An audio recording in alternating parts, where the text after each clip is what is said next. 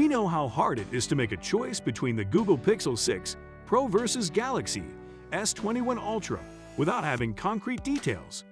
Both devices are exceptional at what they represent and offer premium experiences in well-rounded camera and hardware systems. This video will help you figure out the Pixel 6 Pro versus S21 Ultra. Which is better? Camera. First of all, both phones take stellar pictures, with the S21 mainly being unbeatable with its 10x periscope zoom and the Pixel 6 Pro going head-to-head with the iPhone 13 Pro. The S21 has a 108-megapixel primary lens, a 12-megapixel ultra-wide lens, a 3x optical zoom lens, a 10x optical zoom lens, and a standard zoom. Combined with the 108 pixels primary lens, these cameras can achieve a staggering 100x zoom. The phone has laser autofocus capability with the shooter mounted on the lens and a front-facing camera of 40 megapixels. The camera setup of the S21 Ultra allows it to have many sophisticated camera modes, like Director's View, which will enable users to record from both front and rear lenses simultaneously. On the other hand, the Pixel 6 Pro has a 50-megapixel primary lens, 12 megapixels ultra-wide lens, and a 48-megapixel telephoto lens. The device also has an 11-megapixel selfie camera and laser autofocus on the rear. Just like the S21 Ultra, the Pixel 6 Pro's ingenious camera setup enables it to have its camera goodies, notably the motion blur, which detects moving objects and adds a motion effect to give the image a touch of professional photography. Laser autofocus isn't the only thing the two phones have in common. They both also have optical image stabilization, meaning the camera lenses move to counter user movement during video recording. Both cameras can also take videos in 1080p resolution and 4K resolution, but the S21 can go further to take 8K video at 24 frames per second. We took sample shots with both cameras, and there's honestly no big deal breaker. We even had a hard time deciding which picture came from which phone because they were all so good, although the S21 has slightly more detail. Samsung has had its Exynos chipset in the market for several years before Google's new Tensor. Does the Tensor outdo the Exynos? Or does the Exynos finally get it right? More on this in the hardware section later in the video. Hardware. The Google Tensor chip is perhaps the most notable thing about the Pixel 6 Pro. The Tensor is the first chip made by Google and put into their phone. Samsung's S21 Ultra is also by the more powerful Qualcomm Snapdragon 888 chip. Nonetheless, Samsung makes another variant powered by their own Exynos 2100 chipset. This Exynos variant is limited to particular regions, though. In Pixel 6 Pro versus S21 Ultra speed tests, the Snapdragon version of the S21 Ultra takes a significant lead. The Pixel 6 Pro has 12 GB of RAM, while the S21 Ultra has 12 GB and an extra 16 GB options. The provision of options in the Ultra line is a very reasonable effort from Samsung. Both devices have 128 GB, 256 GB, and 512 GB options available for grabs.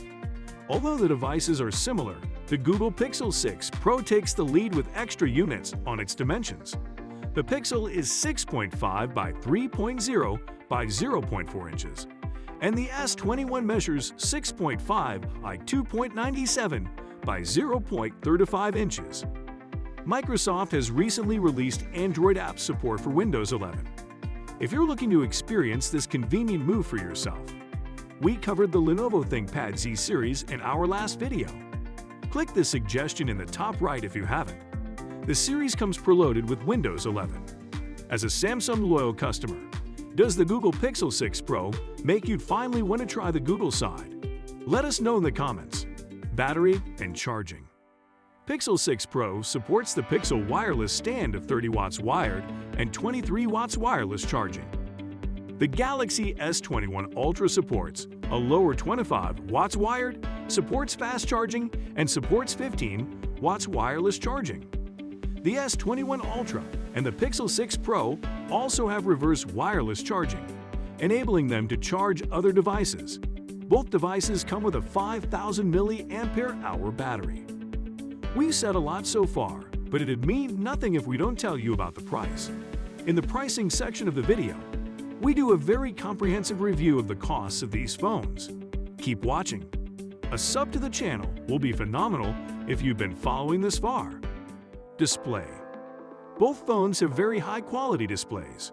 Pixel 6 has a 6.7-inch OLED panel at a resolution of 3120 by 1440, whereas the Galaxy S21 Ultra has a 6.8-inch AMOLED with a resolution of 3200 by 1400.